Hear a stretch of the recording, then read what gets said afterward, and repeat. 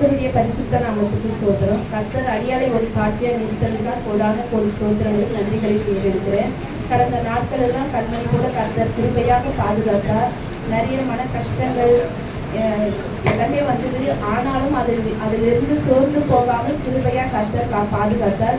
திருமண நாளையும் காண கர்த்தர் கிருபை செய்தார். 15வது வருடத்தை காண கர்த்தர் கிருபை செய்தார். கர்த்தர் கூடான நன்றி.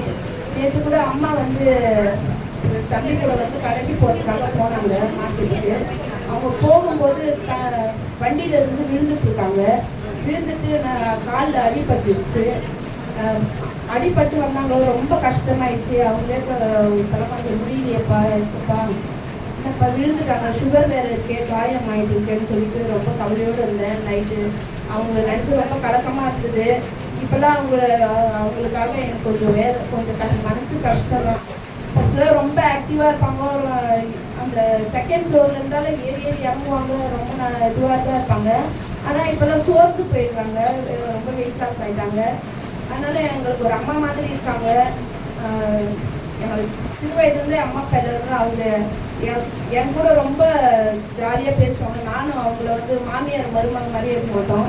ரொம்ப ஜாலியாக வீட்டில் பேசிப்போம். ஃபஸ்ட்டு ஆரம்பத்தில் எங்களுக்குள்ள கொஞ்சம் கஷ்டத்துலாம் இருந்திருக்கு. ஆனால் அதுக்கப்புறமா இந்த ஒரு 7 வருஷமாக நானும் எங்கள் மாமியார் ரொம்ப ஒரு அண்டர்ஸ்டாண்டிங்கோட ரொம்ப ஜாலியாக பேசிப்போம். இருந்தாலும் அவங்ககிட்ட நான் சொல்லுவேன், அவங்க என்கிட்ட சொல்லுவாங்க. ரொம்ப நாங்கள் 2 பேர் ரொம்ப ஒரு அண்டர்ஸ்டாண்டிங்கோடு இருப்போம். அவங்களுக்கு இப்போ அடிக்கடி உடம்பு சரியில்லாமல் போயிட்டு நேற்று விழுந்துட்டாங்க. நினச்சி எனக்கு ரொம்ப கஷ்டமாக இருந்தது. நான் நைட்டு ஏந்து 2 முறை பார்த்தேன்னா வலிக்குதுங்களான்னு கேட்டேன். இல்லை பரவாயில்லனாங்க. ஒரு ஊசியாவது போட்டு வந்துருக்காங்க. இல்லை வேணாம் நாளைக்கு போய்க்கிறேன், அது ரயில்வே ஹாஸ்பிட்டல்னு சொல்லிட்டாங்க. அதனால் நைட்டு அவங்க வழியில் நல்லா தூங்கணும்னு சொல்லிட்டு காலைல சொன்னாங்க. கர்த்தர் கோடான கோடி நன்றியை வழியெல்லாம் பாதுகாத்ததுக்காக இன்னும் அவங்கள நல்லா பலப்படுத்தணும். அவங்க பிடிச்சதான் ஏன்னா இப்போ உடம்பு சரியில்லைன்னா எல்லாருக்கும் ஒரு பெரிய கஷ்டமாக நேரிடுது. ஆனால் அது இல்லாமல் அவங்களுக்கு இன்னும் ஆயுசு நாட்கள் ஆண்டவர் பெருக பண்ணணும். அவங்களுக்காக ஜெபித்து கொள்ளுங்க. சபையார் அனைவரும் பாஸ்டையா எல்லாத்துக்கிட்டையும் நான் ரொம்ப தாழ்மையோடு கேட்டுக்கிறேன்.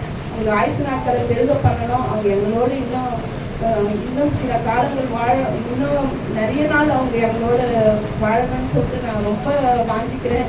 ஆண்டவர் அவங்களுக்கு நல்லா ஒரு பலனையும் சுகத்தையும் கொடுக்கணும். அவங்க குடும்பத்தில் நல்ல ஒரு சமாதானத்தை கட்டளையிடணும். நல்ல சமாதானமாக தான் இருக்கும். தேவைகள்லாம் ஆண்டவர் சந்திக்கிறாரு. ஆனாலும் ஒரு சில அடிக்கடி வருகின்ற அந்த மன கசப்புகள் எல்லாம் மாறி எல்லாரும் நல்ல ஒரு சமாதானத்தோடு வாழணும். நாங்கள் மட்டும் எல்லாருமே நல்ல சமாதானத்தோடு தான் வாழணும். ஒன்றுமே இல்லை, அந்த சமாதானம் தான் ஆண்டவர் கொடுக்குற அந்த அன்பு தான். அந்த அன்பால் எல்லாரும் அன்பு இருந்தாலே எல்லாத்துக்கும் எந்த சண்டையும் பிரச்சனையும் வராது. எல்லாரும் சமாதானத்தோடு அன்போடு வாழ கர்த்தர் கிருபை செய்யணும். கர்த்தர் சாட்சி ஆசீர்வதிப்பாராங்க. அங்கே